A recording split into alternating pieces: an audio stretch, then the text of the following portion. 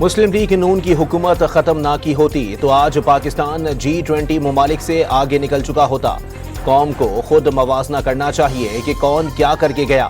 میاں نواز شریف کا لیگی رہنماؤں سے خطاب۔ وزیر اعظم شہباز شریف کا چین کے تاریخی ٹیراکوٹا واریر میوزیم کا دورہ۔ پاکستان میں آثار قدیمہ کی بحالی اور انہیں سیاحتی مقامات میں تبدیل کرنے کا اعلان کر دیا۔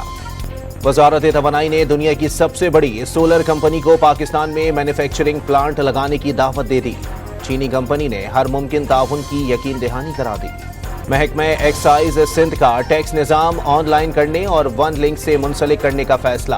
شرجیل میمن نے ٹیکس اہداف مکمل کرنے کی ہدایات دے دیں۔ 82 افسران کو ناقص کارکردگی پر نوٹسز جاری۔ سوات، مینگورہ اور اطراف کے علاقے زلزلے سے لرز اٹھے۔ شدت 4.5 جبکہ گہرائی 188 کلومیٹر ریکارڈ۔ مرکز افغانستان تاجکستان کا بارڈر تھا۔ امیر البحر نوید اشرف کی دوحہ میں قطری عسکری قیادت سے ملاقاتیں۔ ایڈمرل نوید اشرف نے نیول اکیڈمی، بیس اور جہازوں کا بھی دورہ کیا۔ استحکام پاکستان پارٹی نے سانحہ 9 مئی کے منصوبہ سازوں اور ذمہ داروں کو سزا دینے کا مطالبہ کر دیا۔ رکن شعیب صدیقی کی جانب سے پنجاب اسمبلی میں قرارداد جمع۔ وزیر اعلیٰ سندھ نے سیکیورٹی گارڈ کے ہاتھوں خاکروب کے قتل پر نوٹس لے لیا۔ ملزم کی فوری گرفتاری کا حکم۔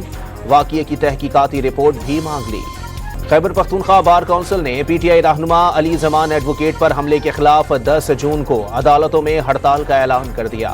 ساہیوال کے ڈی ایچ کیو اسپتال کے چلڈرن وارڈ میں آتش زدگی سے 2 بچے دم توڑ گئے۔ وزیر اعلیٰ پنجاب نے تحقیقاتی رپورٹ مانگ لی۔ کراچی میں ٹیٹنس کے انجیکشن کی قلت کے باعث مریض دربدر پھرنے لگے۔ 30 روپے کا انجیکشن بلیک میں 250 روپے میں فروخت کیا جانے لگا۔ اور پاکستان میں پولیو کا ایک اور کیس سامنے آ گیا۔ کوئٹہ میں 2 سالہ بچہ پولیو سے معذور ہو گیا۔